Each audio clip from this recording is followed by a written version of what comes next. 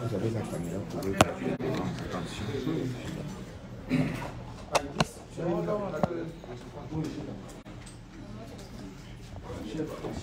Il n'y a pas moyen de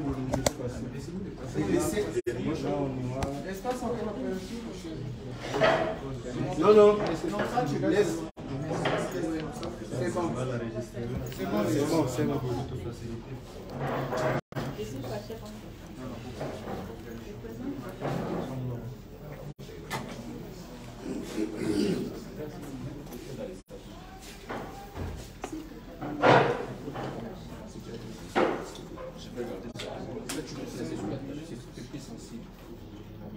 Non, regarde les noms.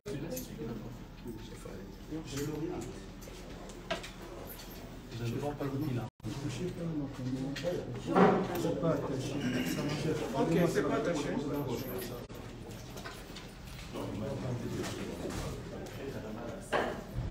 Vous allez couper.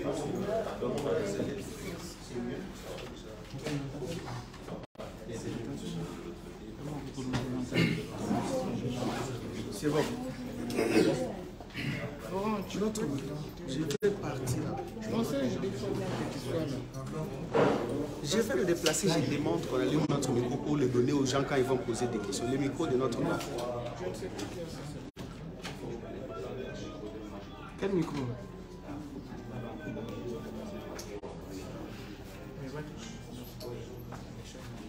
Xavier?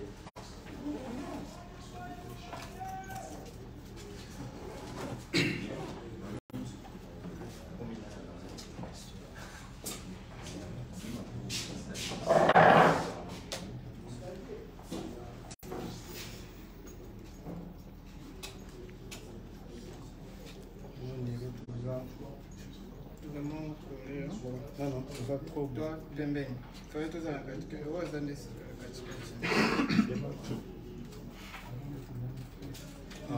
Par rapport à ce qu'on a dit.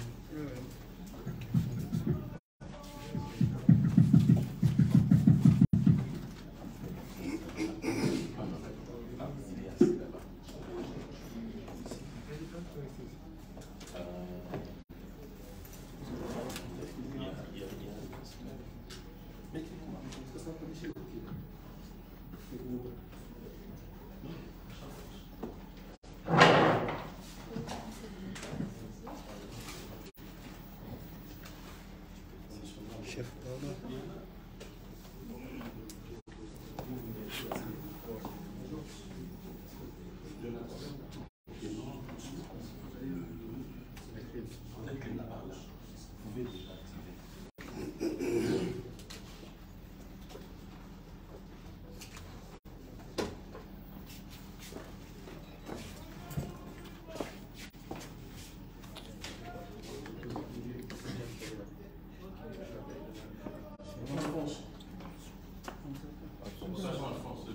Oui.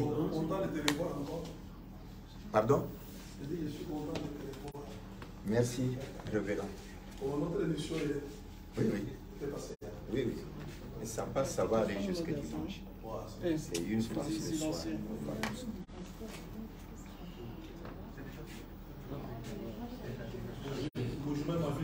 Présent, pasteur. Très très bien, papa. Vraiment. Nos téléphones sont déjà en mode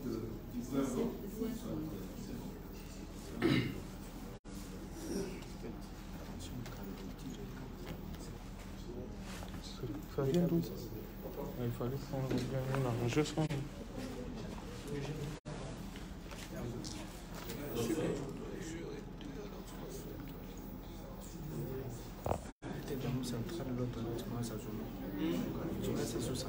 Non, ça va,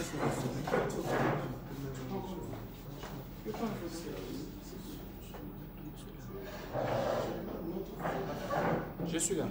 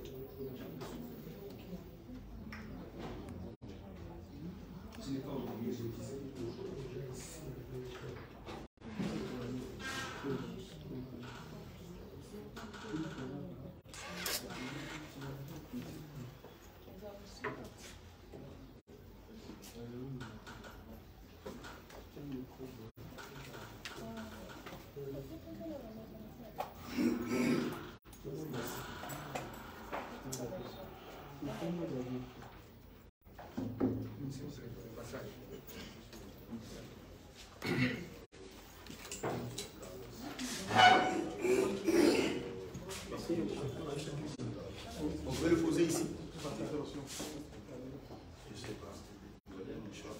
Il y a un autre téléphone à poser, un dictaphone, c'est fini.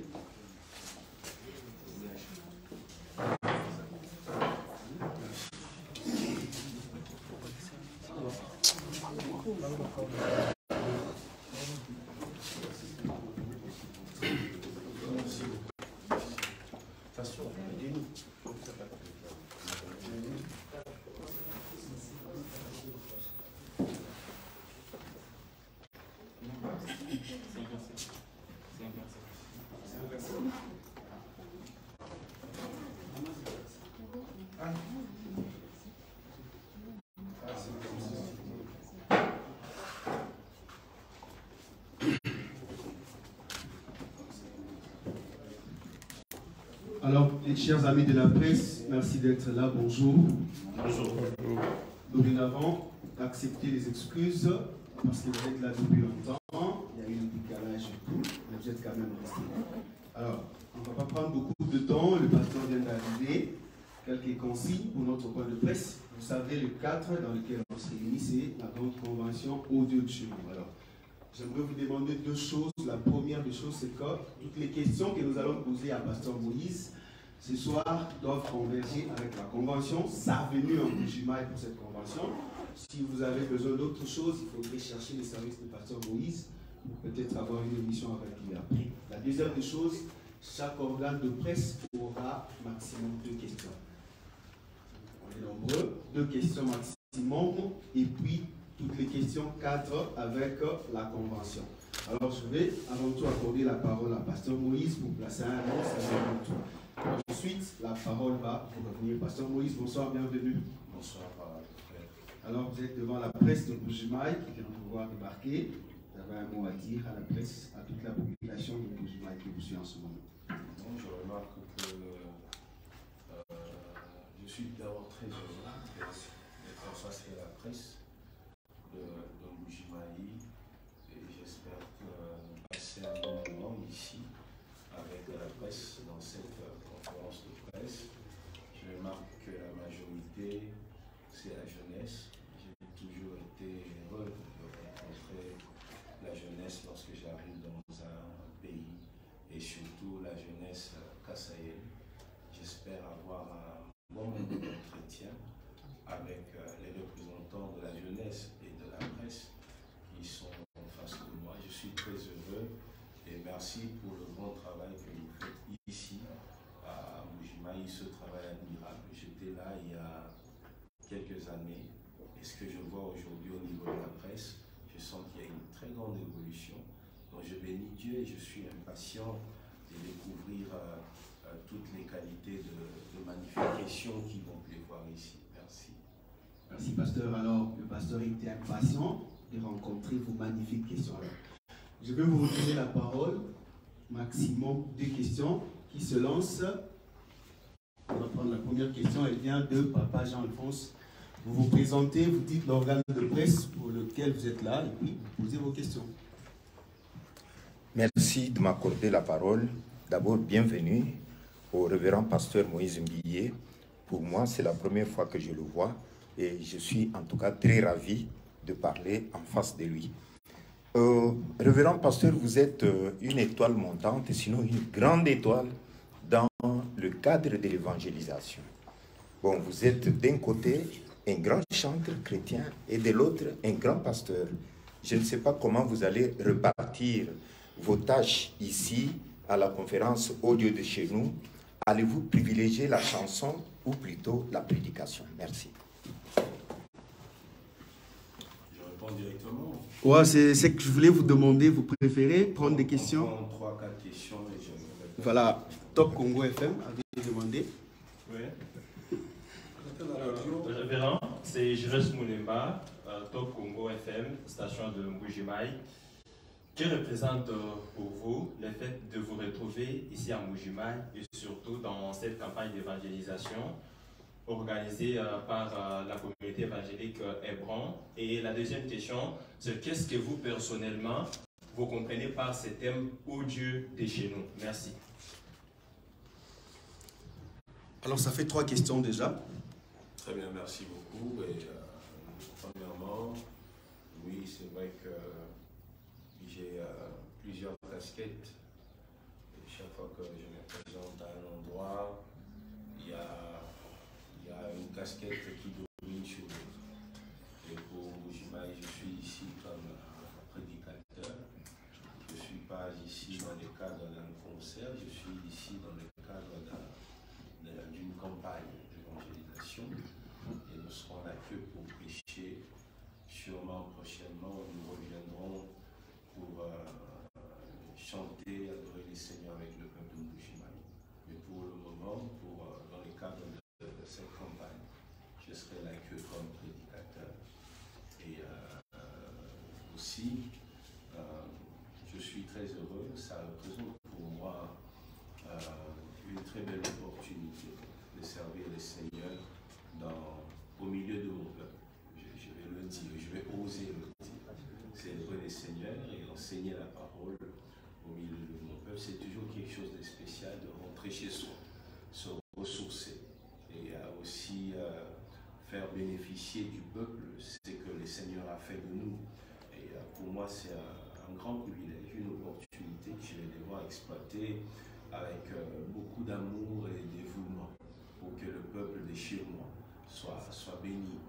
Et le thème « Ô Dieu de chez nous », je vais le dire, ça a été un thème j'ai été curieux, je le dis, parce que j'ai lu le thème « Ô Dieu de chez nous ». Et j'ai commencé à essayer de comprendre la pensée du pasteur Koba. Et j'ai compris que pour lui, Dieu de chez nous, c'est non seulement le Dieu de ses peuples, mais Dieu de chez nous, ça rappelle une alliance. C'est-à-dire, nous ne sommes pas là comme des orphelins. Nous avons un Dieu et nous lui appartenons. Et lors de cette campagne, nous allons rappeler l'importance de l'alliance entre un Dieu et une terre, un Dieu et un peuple, un Dieu et une famille. C'est ce que nous allons faire. Et je bénis Dieu pour ce thème qui a permis aux prédicateurs qui ont intervenu depuis le début de dire de très belles choses. Et nous croyons que le Seigneur va aussi nous utiliser pour que les dieux de chez nous soient réellement les dieux de chez nous. Voilà. Merci. Alors, on va prendre une autre série de questions. Merci beaucoup, Pasteur Moïse. Moi, c'est le frère Chris Chisambou, journaliste en bon matin et média en ligne. Vous êtes venu ici dans le cadre de la prédication exactement, vous parmi tant d'orateurs qui ont défilé sur la chaire dans cette grande convention. Quelle est la part de Dieu ou les attentes de Dieu par rapport à son peuple de Mbuji-Mayi dans cette convention au Dieu de chez nous? Merci. Merci.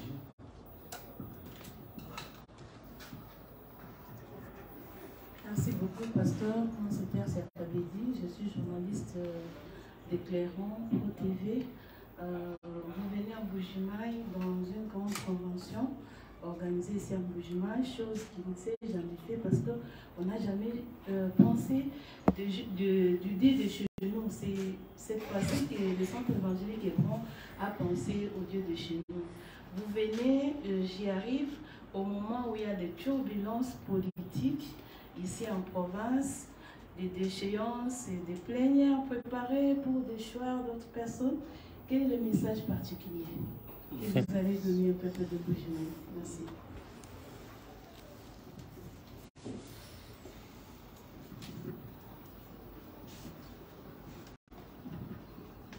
Pasteur, on peut y aller avec cette série de questions? Très bien. Alors, déjà, j'aurais bien voulu répondre sur une question parlant de ce que nous attendons de Dieu. Mais vous avez fait le contraire à ce que Dieu attend de nous. Si c'était une question sur ce que nous attendons de Dieu, je parlerais du miracle. Je dirais que le peuple soit béni, que Mujima ils sont encore plus développés. J'ai vu des terres, j'aimerais avoir des questions aussi sur ça pour parler de ce que j'ai vu, mais c'est que l'Éternel attend de nous, vous savez, c'est simple, c'est la foi. C'est ce que l'Éternel attend de son peuple. Ceux qui s'approchent de Dieu doivent croire qu'il existe et qu'il est les rémunérateurs de ce qu'ils cherchent.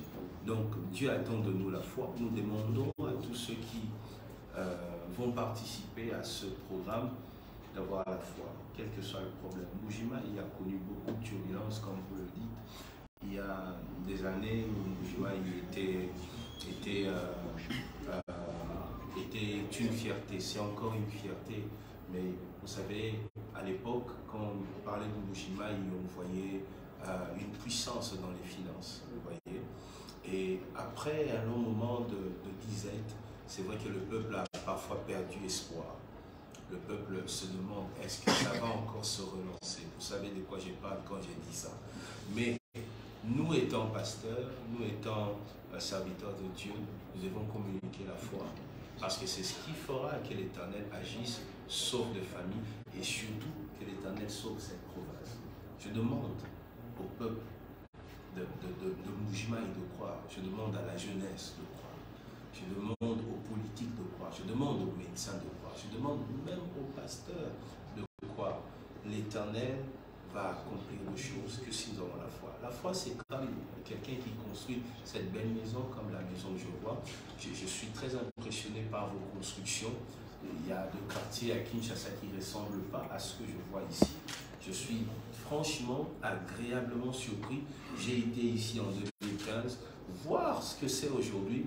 J'ai dit, waouh, vous êtes fort.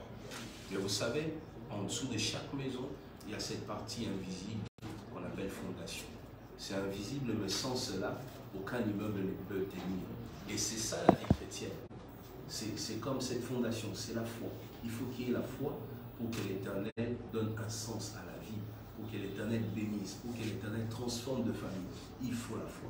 Croyez, malgré tout ce que vous avez vécu, l'Éternel est capable.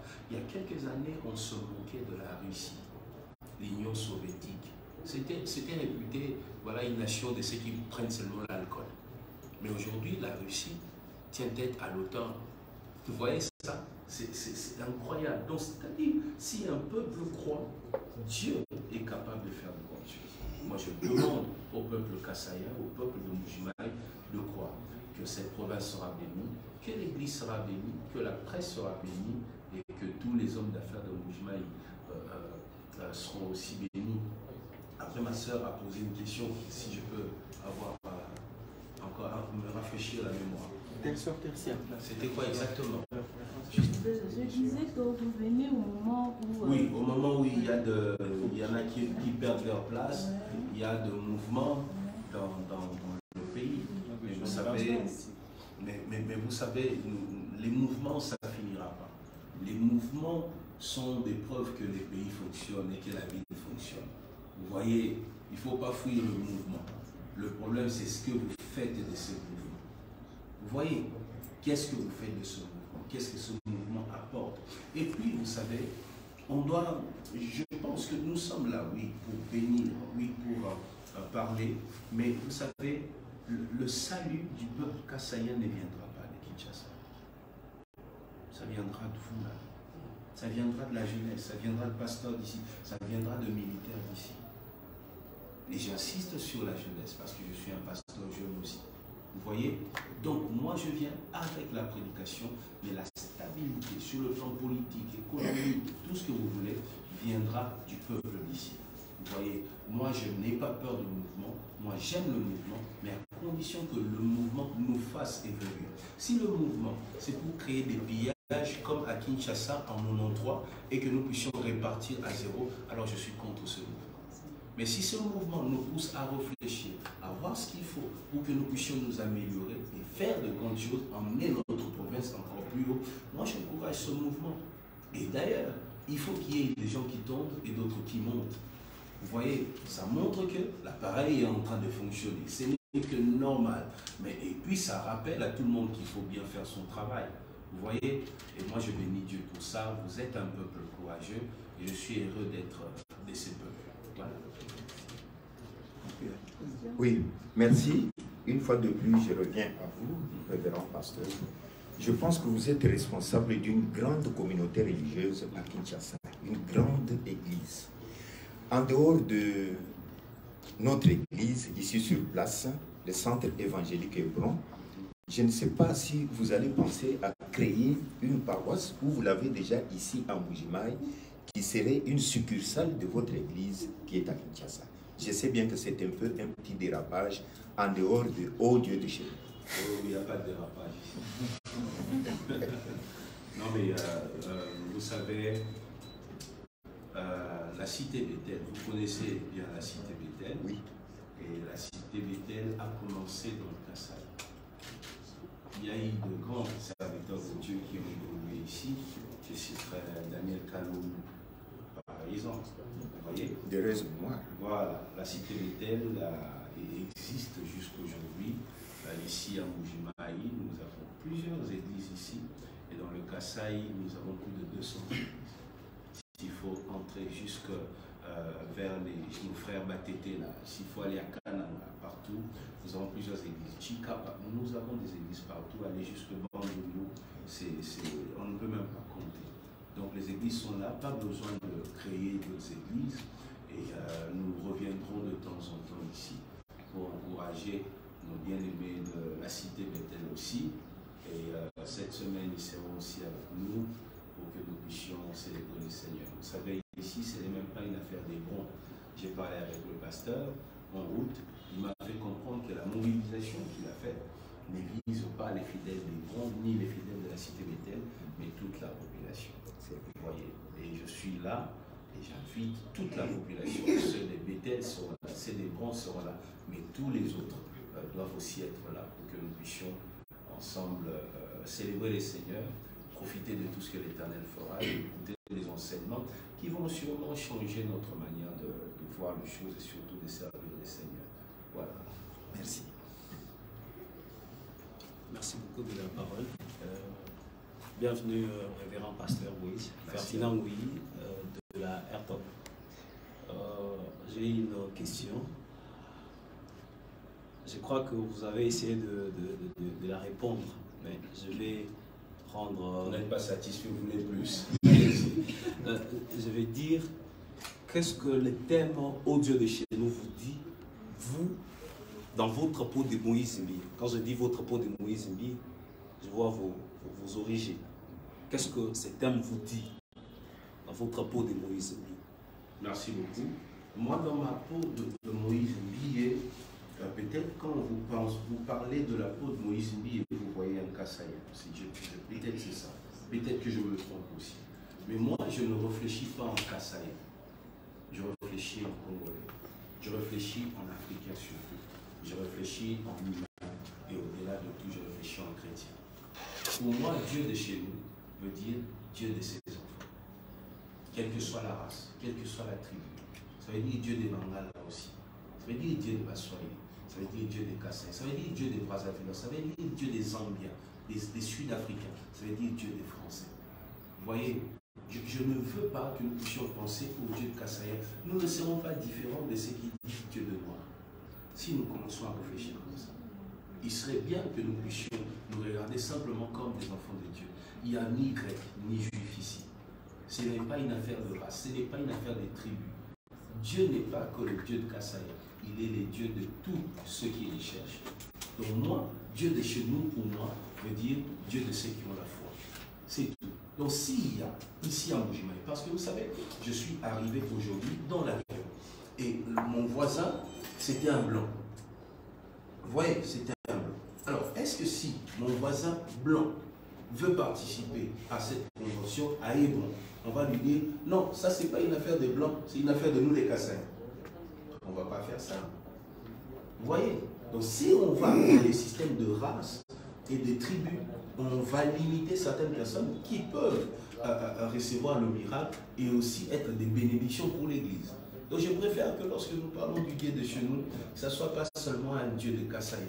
Vous voyez, moi je suis Kinois, je suis d'origine kassaïenne, mais je suis de Kinshasa. Je suis là pour participer à cette fête, participer à cette célébration. Donc pour moi, il est aussi le Dieu de Kinois.